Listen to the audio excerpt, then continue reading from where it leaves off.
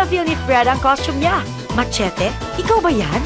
Nation experience ng mga housemates nang ibabaw ang kaba sa karamihan. Si Mickey, nawawalan pa ng balance. Tama ba? Naihi ka ba sa kaba, ha, Gerald? Hindi ka mapakali. Pero sa 11 housemates na pumasok sa kanyang confession room, may 2 bagay na nakatawag pansin kay Big Brother. Parang nagiging paborito mo na ata ang white shorts. Opo. Favorite ko talaga to eh. Sorry.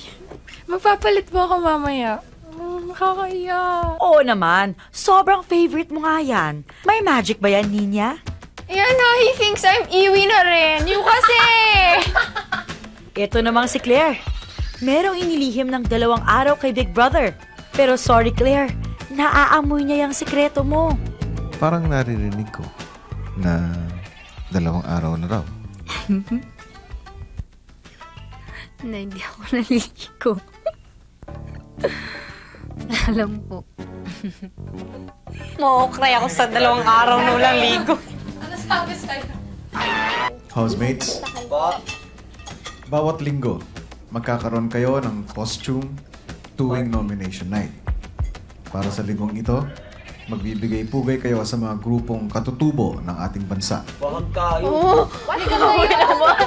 Makukuha nyo ngayon ang mga indigenous costumes na inihanda ko para sa inyo sa storage room. Tara guys! May mga pangalan yon para sa kanya-kanyang kasuotan. Maghanda na para sa nomination night ninyo. At least, maski kabado, na-excite naman kayo dyan.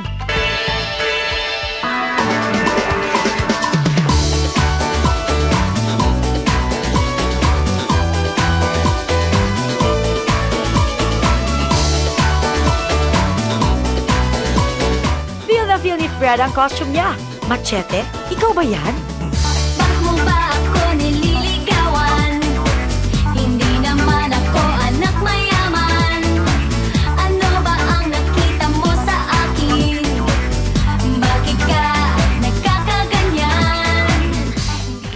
Aray! Sabi ni Kuya, maghanda para sa nomination night, hindi maghilahan ng tenga. At ikaw naman Fred, hindi ka pa ba tapos dyan? Baka magiba ang buong bahay sa'yo. Mula sa saya, nang ibabaw ang luha sa katatapos na nomination night kagabi. Unang tinawag na pangalan bilang nominee ay si Olin na tila di makapaniwala na isa siya sa mga nominado. Si Olin ang teenage star wannabe ng bahay at sumali siya sa Pinoy Big Brother para matupad ang kanyang mga pangarap at makatulong sa pamilya. Susunod na tinawag na pangalan bilang nominee ay si Mickey, ang pangalawang nominado for eviction. Mickey. A product of a broken family, gusto ni Mickey manalo para makatulong financially sa kanyang mommy, especially sa pagpapalaki sa kanyang mga kapatid. Ang ika-3 nominado sa gabing ito ay walang iba kundi si Ninya.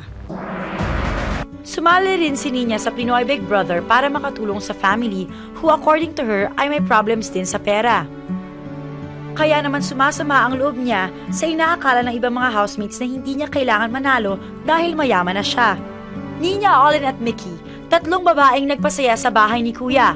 Sino kaya sa kanila ang lalabas?